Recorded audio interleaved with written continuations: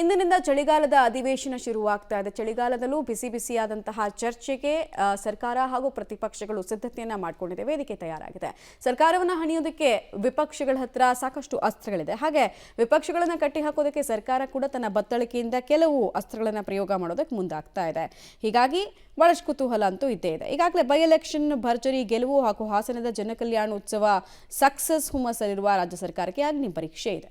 ಈ ಬಾರಿಯ ಚಳಿಗಾಲದ ಅಧಿವೇಶನ ಭಾರಿ ಕೋಲಾಹಲ ವಾಗ್ಯುದ್ಧಕ್ಕೆ ಸಾಕ್ಷಿಯಾಗಲಿದೆ.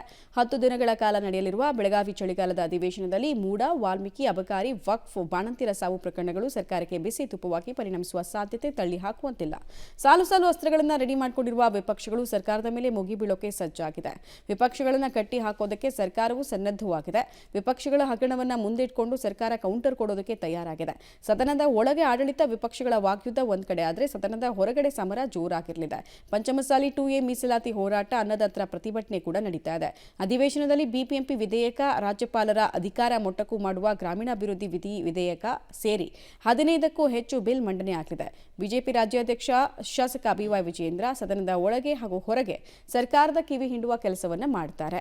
ಸೊ ಸದನದಲ್ಲಿ ಪಂಚ ಫೈಟ್ ಹೇಗೆ ಸಾಗುತ್ತೆ ಅನ್ನೋದಕ್ಕೆ ಸಂಬಂಧಪಟ್ಟಂತೆ ಇನ್ನಷ್ಟು ಡೀಟೇಲ್ಸ್ ನೋಡೋದಾದ್ರೆ, ಬಿಜೆಪಿ ಅಸ್ತ್ರ ಮೂಡಾ ಸೈಟ್ ಹಂಚಿಕೆ ಹಗರಣ ಸ್ವತಃ ಮುಖ್ಯಮಂತ್ರಿಗಳಿಗೆ ಮುಜುಗರ ತಂದುವಂತಹ ಪ್ರಕರಣ. ಸೊ ಅದನ್ನು ಪ್ರಸ್ತಾಪಿಸಿ ಇನ್ನಷ್ಟು ಮುಜುಗರಕ್ಕೆ ಈಡು ಮಾಡಬೇಕು ಅಂತ ಪ್ಲಾನ್ ಹಾಕೊಂಡಿದೆ. ಸರ್ಕಾರ ಅದಕ್ಕೆ ಪ್ರತ್ಯಸ್ತ್ರವನ್ನು ಪ್ರಯೋಗ ಮಾಡೋದಕ್ಕೆ ಸಿದ್ಧತೆ ಆಗಿದೆ. ಅದೇನು ಅಂತ ಹೇಳಿದ್ರೆ 2020 ಅವಧಿಯಲ್ಲಿ PPE ಕಿಟ್ಟು, ಆಕ್ಸಿಜನ್ ಸೇರಿದಂತೆ ಮೆಡಿಕಲ್ ಇಕ್ವಿಪ್ಮೆಂಟ್ಸ್ ಖರೀದಿಯಲ್ಲಿ ಬಹಳಷ್ಟು ಹಗರಣ ಆಗಿದೆ ಅಂತ ಈಗಾಗಲೇ ಒಂದು ಮಧ್ಯಂತರ ರಿಪೋರ್ಟ್ ಕೂಡ ಇದೆ. ಅದನ್ನು ಪ್ರಸ್ತಾಪಿಸಿ ಹೋರಾಟ ಮಾಡೋದಕ್ಕೆ ಸಿದ್ಧತೆ ಮಾಡ್ಕೊಳ್ತಾ ಇದ್ದಾರೆ. ಇನ್ನೊಂದು ಕಡೆಗೆ ವಾಲ್ಮೀಕಿ ನಿಗಮದ ಅಕ್ರಮ ಪ್ರಕರಣಕ್ಕೆ ಸಂಬಂಧಪಟ್ಟಂತೆ ಅಂದರೆ 187 ಕೋಟಿಯ ಸ್ಕ್ಯಾಮ್ ಏನಾಗಿತ್ತು ಮತ್ತು ST ಜನಾಂಗದ ಅಭ್ಯುದಯಕ್ಕೆ ಇಟ್ಟಿದ್ದಂತಹ ಹಣವನ್ನು ಯಾರ್ಯಾರು ನುಂಗಿದ್ದಾರಲ್ಲ, ಸೊ ಅದಕ್ಕೆ ಸಂಬಂಧಪಟ್ಟಂತೆ ಕೂಡ ಅವರು ಪ್ರಸ್ತಾಪ ಮಾಡುವಂತಹ ಸಾಧ್ಯತೆ ಇದೆ.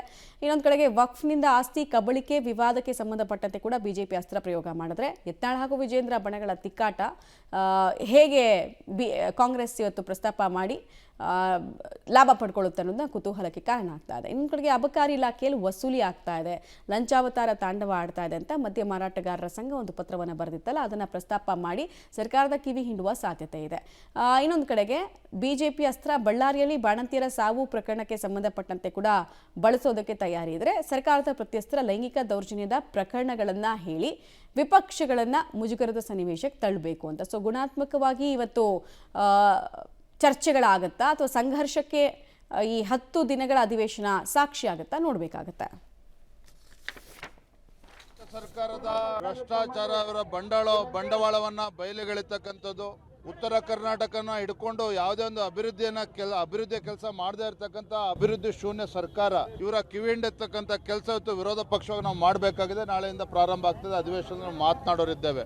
ಯಾವುದೇ ರೀತಿ ಸಹಕಾರ ರಾಜ್ಯದ ರೈತರಿಗೂ ಕೂಡ ಸಿಗ್ತಾ ಇಲ್ಲ ಸರ್ಕಾರದಿಂದ, ಬಡವರಿಗೂ ಕೂಡ ಯಾವುದೇ ರೀತಿ ನ್ಯಾಯ ಸಿಗ್ತಾ ಇಲ್ಲ, ಮನೆಗಳು ಕೊಡ್ತಾ ಇಲ್ಲ, ಇವತ್ತು ಪರಿಹಾರ ಸಿಗ್ತಾ ಇಲ್ಲ. ರೈತರು ಬೆಳೆದಂತ ಬೆಳೆ ನಾಶ ಆದಾಗ ಎಲ್ಲಾ ವರ್ಗದ ಜನ ಇವತ್ತು ಸಂಕಷ್ಟದಲ್ಲಿದ್ದಾರೆ. ಇವರು ಭ್ರಷ್ಟಾಚಾರದಲ್ಲಿ ಮುಳುಗಿ ಅಭಿವೃದ್ಧಿ ಏನೂ ಮಾಡದೇನೆ ಜನರಿಗೆ ಇವತ್ತು ಒಂದು ರೀತಿ ಕಾಂಗ್ರೆಸ್ ಸರ್ಕಾರ ಶಾಪವಾಗಿ ಪರಿಣಮಿಸಿದೆ. ನಾಳೆಯಿಂದ ಅಧಿವೇಶನ ಇದೆ.